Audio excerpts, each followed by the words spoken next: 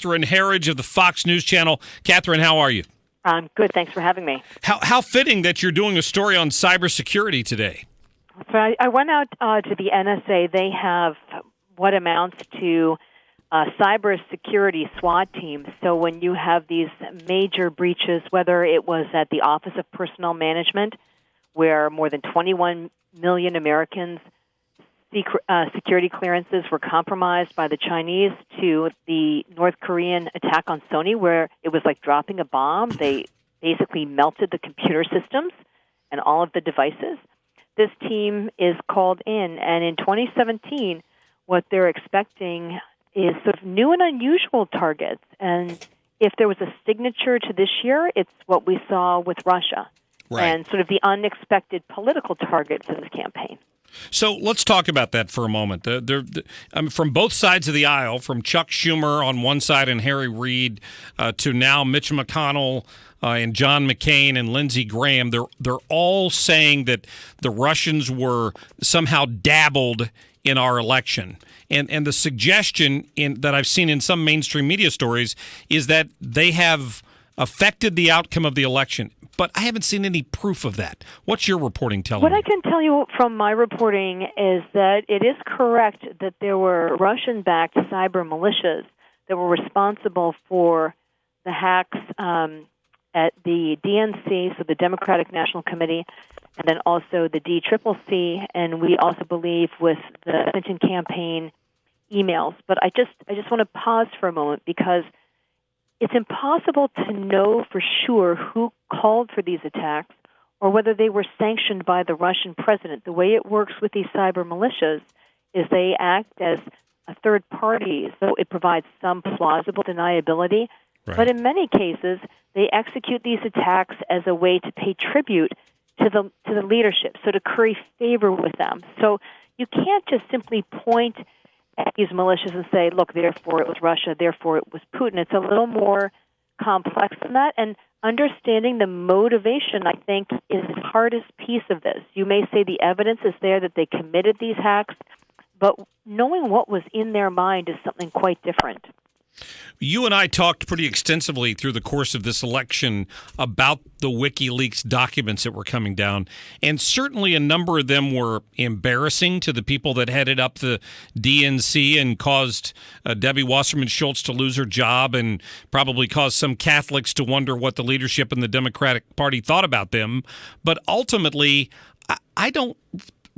a smoking gun doesn't stick out in my head that would lead me to say, well, once people heard that, that's why Hillary Clinton lost.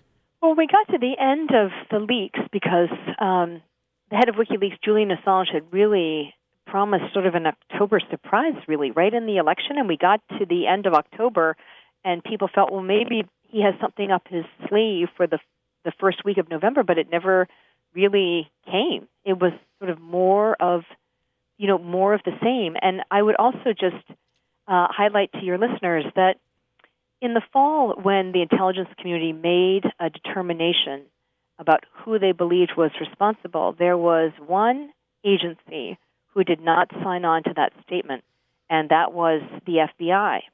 And the FBI, based on at least what's in the open source reporting now, is that the FBI director felt it would be too political to do that, and he also felt that it's just not that clear cut, right? It's like a puzzle when you put this together. You look for elements of the attack that speak to a signature or a style that's consistent with a Russian-backed group. But again, that's one level of data. But the second level of data is understanding the motivation, and that's that's getting inside someone's head, right? That's very, very, very hard to do. And there certainly will be investigations on this, I'm sure, in Congress in both houses. I think so, and I'm sorry just to jump in there, no, but that's okay. I just also want to remind your listeners about how political it became when the Senate Intelligence Committee at that time was chaired by Democrat Dianne Feinstein into the CIA's interrogation program, what critics have called torture. This includes waterboarding. This was an investigation that went on for over 5 years and cost tens of millions of dollars and created a lot of distrust. And supporters of the CIA say it really damaged the agency in the sense that people who worked there felt that even if they were given the green light to do something, it might come back to haunt them 5 or 10 years down the road, when the political winds have changed. And, my concern, having covered this for 15 years, is that whether we're going to go down that same road again with this particular issue. There's no question that it's important to understand everything that we're able to understand with some certainty about what happened in the fall, but I'm not sure, for lack of a better term, relitigating it on the Hill is going to be to the benefit of the CIA and the other agencies. That's a good point. Catherine Herridge from the Fox News Channel. Excellent information as usual. I appreciate it. Sure. Thanks for having me. Have a good day. Thank you. How about that? So you're, again, Catherine's there talking to a lot of these sources, and she could envision a long, drawn-out investigation where they're trying to make political points out of it, and who's likely to get damaged the most by that? The Russian hackers who may be working out of somebody's bedroom somewhere in a suburb of Moscow, or our own intelligence community. I'm not saying it shouldn't be looked into. Please don't take that the wrong way. But I do think it's interesting to hear Catherine put that in perspective. That there never was the October surprise that we all kind of expected. And if you were going to lodge the allegation that this somehow changed the outcome of the election, that it encouraged people to either not vote for Hillary Clinton or to go the other direction and switch their vote to Donald Trump, I don't think you could quantify that. I don't think there's any way to prove that. I could be wrong. 314-969-9797. There's a protest planned for a little later today.